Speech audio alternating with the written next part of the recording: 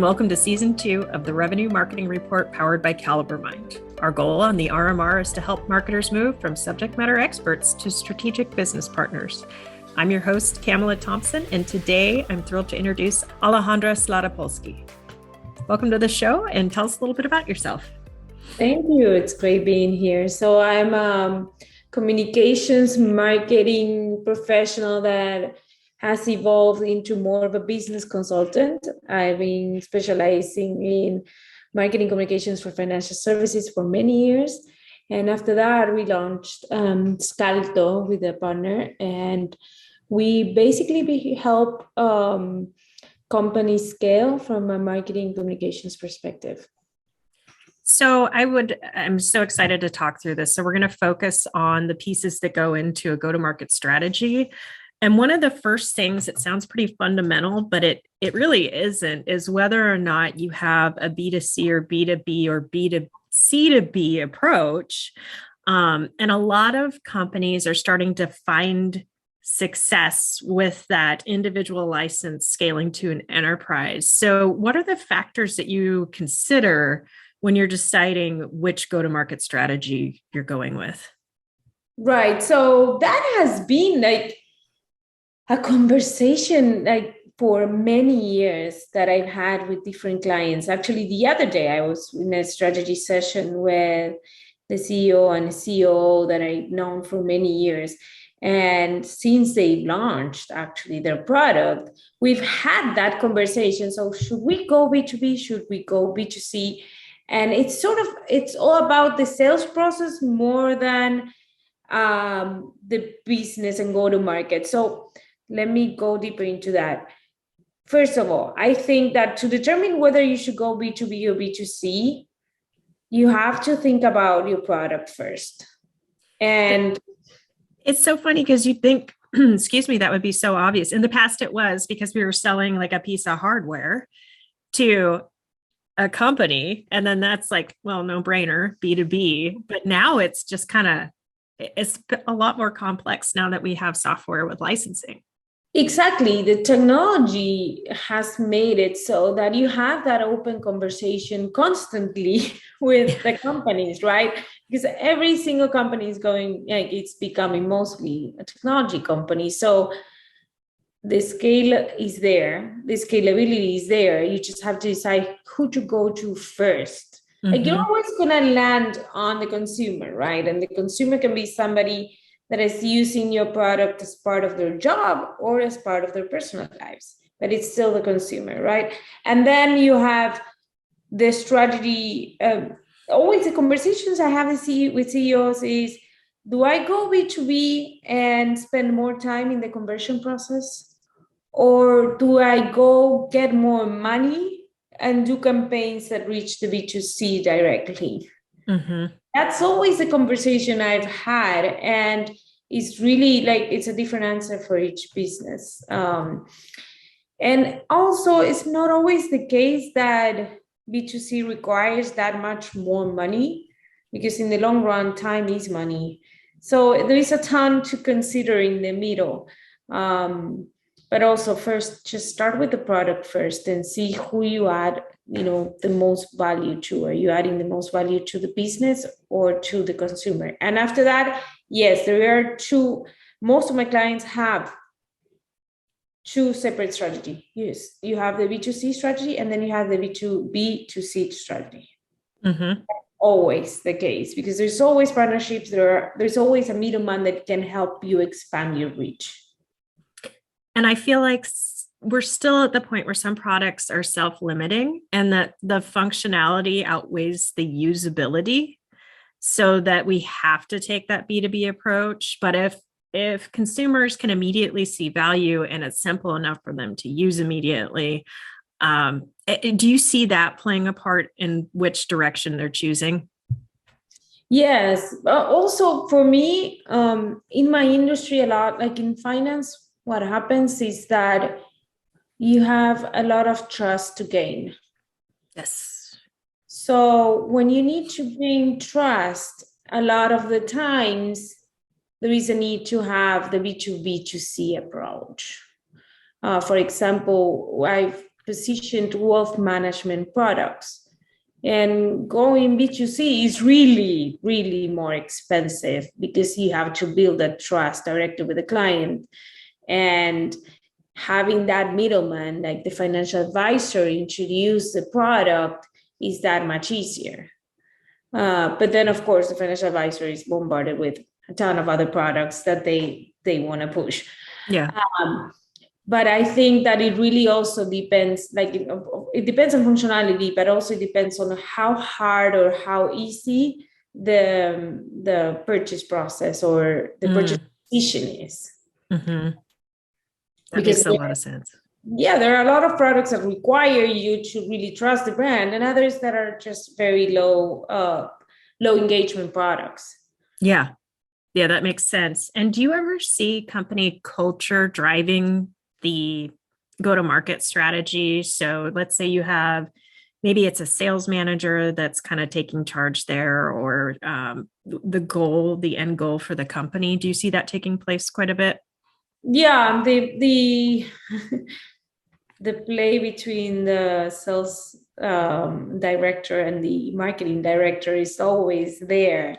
Yeah. But the ones that work the best, I think, is the ones that are actually collaborating and not competing. And I think that comes from the C-suite. If you have a C-suite that is not putting them to compete with the numbers, but to collaborate, I think that's the best scenario always. I've always said, when I was a marketing director, I've always said, I think of marketing as a sales enabler. Yeah. As a sales support. But a lot of marketing professionals are like, I'm going to compete with the sales team and see how much I can make, how much I can convert on my own without the sales team, right? Yeah. And I think that doesn't work. Especially with technology too. I think that you have to have a technology. The wave of the future is technology with human touch. The companies that work the best, the companies that actually grow consistently in the long run, are those that are able to integrate the customer journey with both technology and human interactions. Yeah. That's where it comes from. Yeah. And what you're describing is simply removing friction. And I think friction can exist between marketing and sales, and then that perpetuates through the sales funnel. Like people indirectly, maybe, or even directly pick up on that.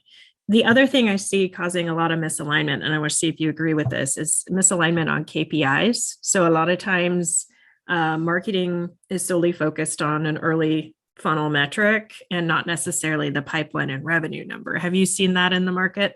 Completely. I always, yeah. I'm not a good marketing person in that sense. All my clients, they will, every single organization comes to you and says, I need more leads. And 90% of the time is you don't need leads. You need to make sure you convert them right first. So you need to make sure they're not falling through the cracks, that they are actually getting your message, that have a good onboarding process, that you have a good follow-up process. It's the whole rest of the journey that most often than not is failing. Yeah. Oh, I love it. It's efficiency and customer experience combined. I love exactly. That. Yeah, and with CEOs, the best way to convince them is like, well, your lead is going to be cheaper for the funnel. So don't try to get new ones. See what you have already there down the funnel. I'm sure you have a ton that you haven't worked on, and you haven't worked on your current clients for sure. Yeah. That's for sure. Yeah. Customer acquisition cost is the way to your CEO's heart. So I love that. That's great.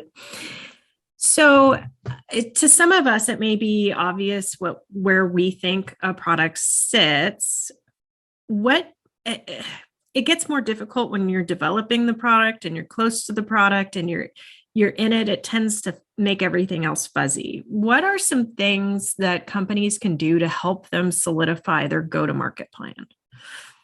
So in terms of your product, I think the best exercise is to sit with 4 or 5 different types of buyers or that you prospective buyers that you think are going to buy your product, and not try to sell it, but just explain it and see how long it takes for them to get it. Yeah. Yeah.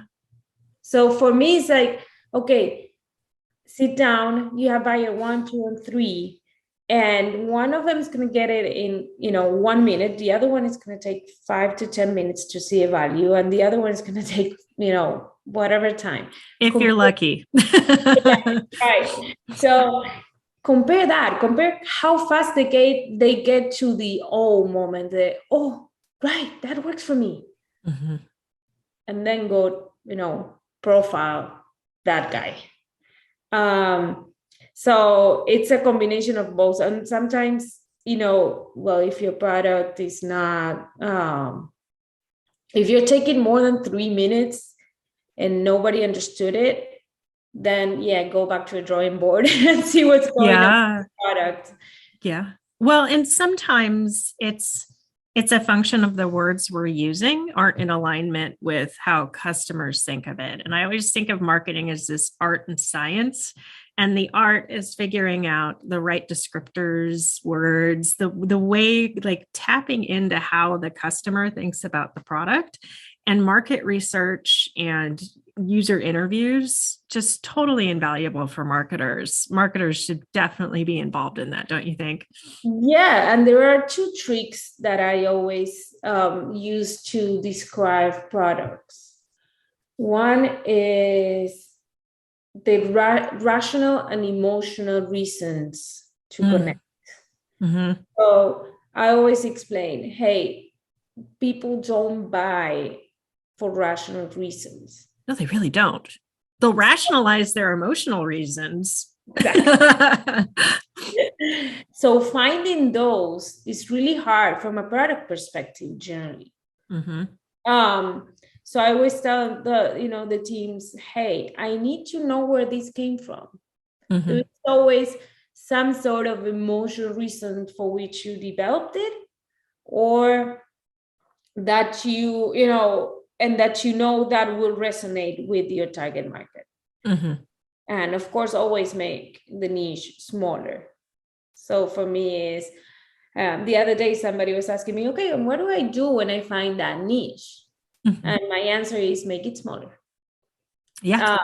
I truly believe with all of my, that's my emotional outreach, and that's what I keep telling everybody that will listen, just find your niche and find the solution that they will react to. Mm-hmm. It's like I always keep thinking back to Tom's. It's a very typical marketing example, but they were the ones that untapped that need from that new niche that was not being tapped for the first time. Now it's sort of overused, I feel.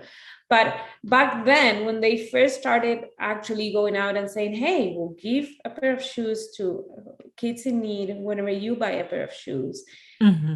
untapped a need in a niche that was not being taken care of, that nobody was really connecting emotionally with the people that really wanted to make an impact.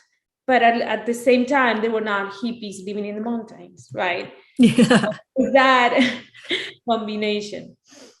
Let's talk a little bit about, I see a lot of marketers, they either get into B2B or B2C and then they stay there. And I think that's unfortunate because I feel like B2C can really bring a lot of the emotional flavor that works so well with consumers to the B2B side. For those who have just kind of stayed in a particular lane, not that there's anything wrong with that, what are some of the key differentiators you see between those two sectors for marketing? Well, in B2B, I truly believe in working a ton through the customer journey. Mm-hmm. And I know it's an approach that has always been used in B2C. Yeah. Mostly. But in B2B, making the life easier of any organization is key. And actually, I was just looking, I'm a huge fan, of course. I'm the only fan of Simon Sinek, but I was just looking at a post he just did that was that. It's not B2B, it's not B2C, it's people. It's always Yes. People. Yes. So don't stay like B2B marketers generally make that assumption that most decisions will be rational, that you cannot reach them where they live. That's not true anymore. You cannot reach them where they have they leisure activities. That's not true anymore. You cannot mix work with pleasure. Not true anymore. So that's for the B2B people to really challenge that view. It used to be, if you're B2B, stay in LinkedIn and talk about work, and that's it. I think I completely agree what you were saying. There's a lot from B2C to learn there. And B2C actually goes back to my previous point, is even much more important to look for smaller niches. And niches of people with an emotional connection too. So it's not only about, the soccer moms in California that, have kids and, I don't know, go to this, to a club.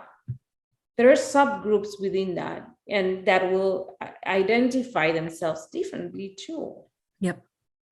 You cannot compare a soccer mom that works with one that doesn't, one that is her first marriage with her second, with there's a ton of other things that connect humans emotionally that are not just statistics on your social networks. Yeah. And I see some B2B brands really figuring it out. I think of Dooley, Scratchpad, Drift, a few others that are starting to incorporate things like humor. And I think that's such a big deal. So I think it's slowly happening, but I feel like B2B is always at least 5 years behind on a lot of things. Imagine that plus B2B finance that I'm there. It's like feeling you're back in the Stone Age. Oh my goodness. Yeah. And all the graphics are just so if I see another person sitting in an office smiling at a computer, I am telling you. I know. And we're not there anymore too. So Right. Let's make things a little bit more relatable. Yeah. So I think some of the differences too, outside of the psychology that people are tapping into for better or worse, who owns the P&L kind of changes between B2C and B2B, the org structure. I would like to see the graphics and messaging not quite so different between the two. But do recognize that the sales cycles tend to be longer with more people involved in B2B because generally speaking, the sales ticket items are quite a bit bigger, right? Yeah. But also, there's still a person behind it and there's one person always pushing it through. Yep. So you have to figure out that person, what the drivers are for them. And for the organization, also, one of the keys of the very important role that I see in marketing is trying to convert the message from product focused to result focused and solution focused. That's something that happens a lot in startups, happens much more. Some larger marketing departments always figure it out, but converting that message from this is what we sell to this is what we solve for you, or this is the result you get, is something that is a hard exercise for many organizations, and that it's for me is key too. It's the rational and emotional reasons to buy, but also what's in it for me. That's always a question to anybody. Okay, what's in it for the person that you target? What's in it for them? Yeah, and it's surprising how hard it is to figure that out when you're really close to the product. I feel like we're just finally starting to get there, but aren't quite there yet. It's always it's a challenge unless you're sitting with users and talking to them all the time and getting their input. That's what really helped us. Yeah, and it's also like there is certain empathy that you need to have with with the CEO or the product developer, whoever it is behind the product. This is their baby. Oh, and yeah. it's really hard to abstract yourself and say, these are the results. And, it's really hard for them. So I think that the marketing role is, it's sort of trying to extract that from them too, driving them through the conversation to see where you get. Yes. Yeah, that can be sticky. Yeah, it takes talent to move through that. I know. When I always get with my clients about the golden circle and the why, I'm like, really? What? No, but why? It's not about money. They're like, wait, you want me to tell you why? Like, sometimes I get a lot of resistance. It's like, and especially among entrepreneurs. Oh yeah. No, I've gone through those exercises before where I just keep getting features instead of, well, what are we solving? Why is that feature good? Why do we care? I mean, it's great that it's fast, but yeah.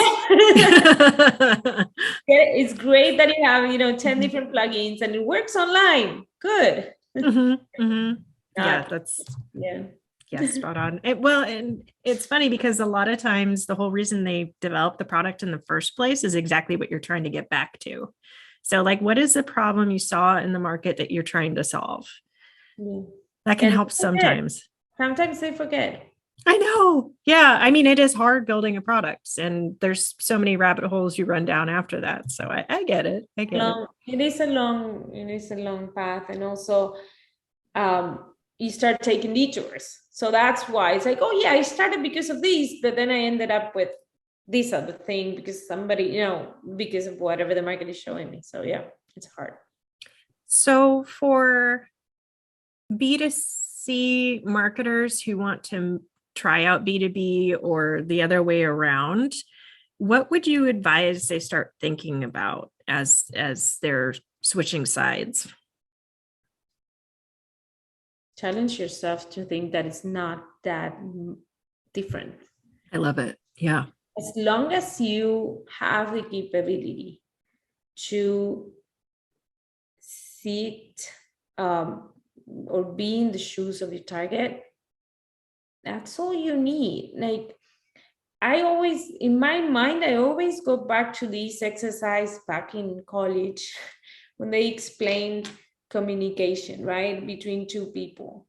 And it's like you have one person, the other, and then little noise in the middle, and one going to the other, right? And I always try to think, okay, I'm here, I'm telling you this, I'm telling this to the market, I'm sending this message.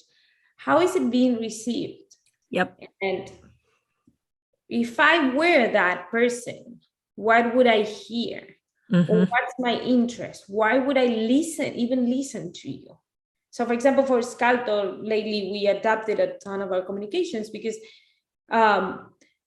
we were seeing that, okay, I help you scale. We're like, okay, so what? It wasn't enough. So, and a ton of, like, naturally, organically, we had heard some companies saying, well, I need help entering a new market. So just when I said, okay, I solve for you the entrance into a new market, because that's where we were doing it, we were just not saying it, it was that much more effective, right? So it's listening. And again, about, going from one lane to the other, I don't think there is that much difference. There is humans on both lanes. Yeah. Yeah, no, I've had to coach quite a few people, and the reservation is always, I knew B2C, all the technology is different. I feel like I don't know what I'm doing. And my thought is like, that's actually a good thing because you're not having to unlearn bad habits that you pick up along the way. So you're coming in with this freshness and ability to communicate and empathize with people. Just go with it. Yeah. And be prepared that the KPIs are going to be lower and longer. Yes. That's all. Alejandra, thank you so much for coming on the show. Where can people find you online to network? Well, my name is pretty peculiar, so you can find me on LinkedIn, and then my My social handles are Aleslata, Aleslata. So you'll find me online. And I look forward to staying in touch. Thank you so much for me. Oh, thank you so much. I really enjoyed it. And for those of you listening who enjoy the podcast or the video blog, go ahead and hit subscribe, tell a couple of friends. Every bit makes a difference. And if you're looking for more great content like this, check out calibermind.com.